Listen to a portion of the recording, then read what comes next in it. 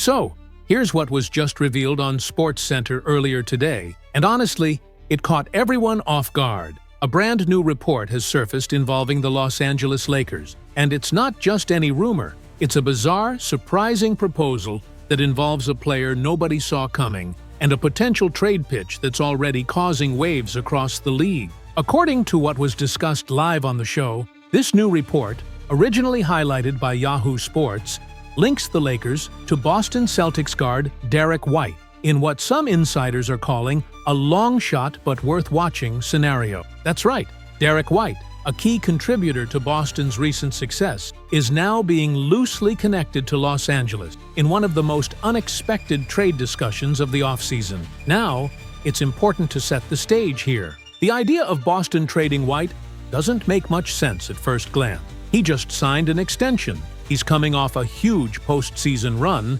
and he fits their defensive scheme like a glove. Still, insiders are saying that Boston's current situation, especially with Jason Tatum recovering and some lingering questions around the front court, might force them to be more creative than expected. The trade pitch laid out would involve the Lakers sending out Rui Hachimura, rookie Dalton Knecht, Maxi Kleber, a 2030 pick swap, and an unprotected 2031 first-round pick in exchange for Derek White, Neemias Queta, and Jordan Walsh. Yes, it's a big package, but it's more about what this package represents than whether it's truly feasible. The segment emphasized that the story here isn't just about this specific deal. It's about the fact that the Lakers still have a number of assets, players and picks they can use to swing a meaningful trade before the season begins. Even if Derek White isn't the final target, the front office is clearly signaling that they're open to a serious roster upgrade.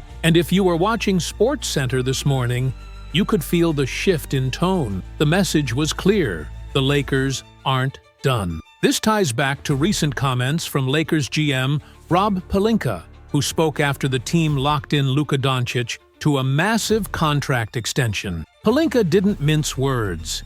He made it clear that the Lakers are always looking for ways to improve the roster, and that they're not content with simply running it back. That statement alone has sparked a wave of speculation, and this Derek White report is just one example of how the Lakers are staying active on the phones. Now, in this proposed deal, Rui Hachimura would be the biggest name heading out of LA, along with a few intriguing pieces. Rookie Dalton Knecht, for example, was someone the team was reportedly very high on during the draft process. And while Maxi Kleber is considered more of a depth piece, he's a versatile big who could easily slide into minutes elsewhere. Throw in the 2030 pick swap and the 2031 unprotected first, which many consider to be one of the more valuable long-term assets in the league, and the deal starts to look quite serious from a strategic point of view. During the broadcast, one of the panelists pointed out that Boston may be trying to replicate what Brooklyn received in the Mikal Bridges deal, meaning a mix of immediate contributors and future flexibility. That's why LA's offer, as strange as it seems on the surface, has some logic to it. The unprotected 2031 first, in particular, has serious value. There's growing belief that once LeBron James is no longer on the roster, and as Luka enters the later years of his prime, the Lakers might take a step back. Betting on future Lakers picks is something a lot of teams are now very interested in doing. What makes things even more interesting is the timing. Boston, despite being the reigning champs, still has question marks. Health, depth, and financial flexibility are all issues. And as it was discussed on the show, even if Tatum were fully healthy right now, there's debate about whether Boston has enough firepower to outlast rising Eastern Conference threats like the Cavaliers and the Knicks. That's why some Celtics insiders believe the front office may be more aggressive than people realize, especially if the right trade package presents itself. As for the Lakers, things look a bit different. The Doncic extension has calmed some nerves, but the future is still wide open. Luka gives them a guaranteed floor, no doubt. But with LeBron aging and the Western Conference getting more competitive every year, they know they need to stay aggressive. There's no room for stagnation. The idea that the Lakers might use their future picks and current role players to land one more big name before the season begins, it's not far-fetched. If anything, it's expected. The tone from SportsCenter was optimistic, but cautious. They acknowledged that this specific deal may never happen. In fact, most people around the league think it's a long shot, but the message was clear. The Lakers are on the hunt. Whether it's Derek White, Andrew Wiggins, or another name entirely, Rob Pelinka and his team are staying ready. And if they get the right call, with the right value, don't be surprised if LA pulls the trigger. So buckle up, Lakers Nation. If today's broadcast made anything clear, it's that this offseason isn't done just yet. Picking up right where we left off on SportsCenter, the conversation took a deeper dive into the rumored trade package between the Lakers and Celtics. And honestly, things got even more fascinating. The panel broke down the value of the Lakers' 2031 unprotected first-round pick, pointing out that before the Luka Doncic extension, that pick carried even more weight. Why?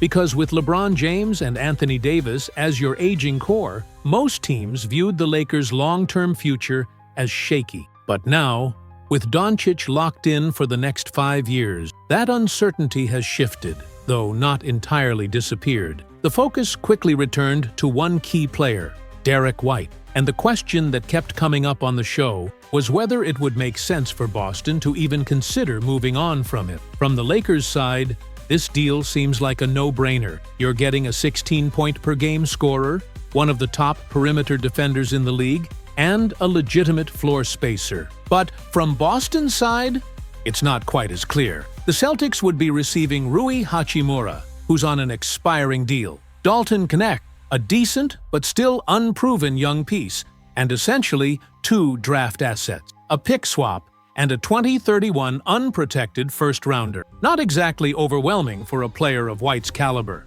On the show, the analysts debated whether Boston would prefer to hold out for a package from another team, one that might include 3 or even 4 first-round picks. Because, let's be honest, even though White might not be a superstar, his value is high, especially with Jason Tatum expected to miss time. The panel noted how strange it would be if the Celtics moved White now, especially when you consider how essential he's been to their two-way identity. Boston still has Jaylen Brown, Peyton Pritchard, newly acquired names like Luka Garza, and some other role players, but none of them bring the same defensive impact White does. And if a deal like this were really going to happen, the panel agreed. It likely would have taken place around the NBA draft, not now. There were even reports, highlighted on the show, that the Raptors offered the number 9 pick in this year's draft, plus more for Derek White, and Boston didn't even entertain it. They laughed it off, reportedly. That tells you something. And in comparison, this Lakers offer might not even be as strong as that Raptors proposal. Now, what the SportsCenter analysts found interesting is that Boston could be intrigued by Rui Hachimura, especially if they view him as a player who could slot in next to Tatum and Brown. Not the same level of impact as White, but a solid contributor nonetheless. And Knecht? He's still a mystery box. Some think he has a future, others aren't so sure. But the timeline of this entire rumor is also important. As reported on the show, this conversation about White potentially heading to LA actually started back on July 11th, nearly a month ago. And just today, that article and the trade scenario started to resurface again, suggesting that there's still smoke there, even if the fire hasn't caught yet. And one interesting wrinkle brought up on the broadcast was how this version of the rumored deal doesn't even include the 2030 pick swap, just the 2031 first. It shows how much flexibility the Lakers still have in future draft capital, and that they could sweeten the pot further if the Celtics pushed for it. But again, does this deal really make sense for Boston, even if the Lakers added more? From LA's perspective, this is as close to a slam dunk as you'll find. You're adding a premier defender and legit scorer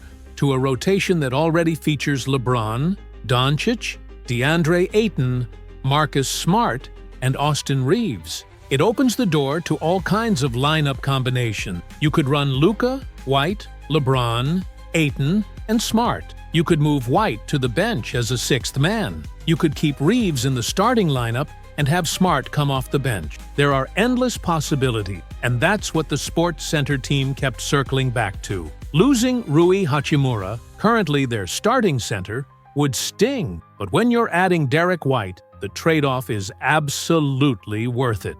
And the added defensive presence could be the exact ingredient the Lakers need in a stacked Western Conference. What's more, the analysts speculated that a move like this could eventually lead to a larger trade down the line. Maybe Austin Reeves gets moved. Maybe someone shifts to a sixth-man role. But either way, it makes the team deeper, more versatile, and better prepared for a deep playoff push. They even threw out a few hypothetical rotations on the air. Luka, Reeves, Smart, LeBron, Ayton, with White as a spark off the bench, or running White at the 2, sliding Smart to the 3, and keeping Luka and LeBron as the playmakers. And while Smart may be more physical, White is arguably the better defender. Together, that could be one of the best backcourt defensive tandems in the league. The Sports Center panel also hinted that this kind of move would show the league and the fan base that the Lakers aren't standing still. They're watching,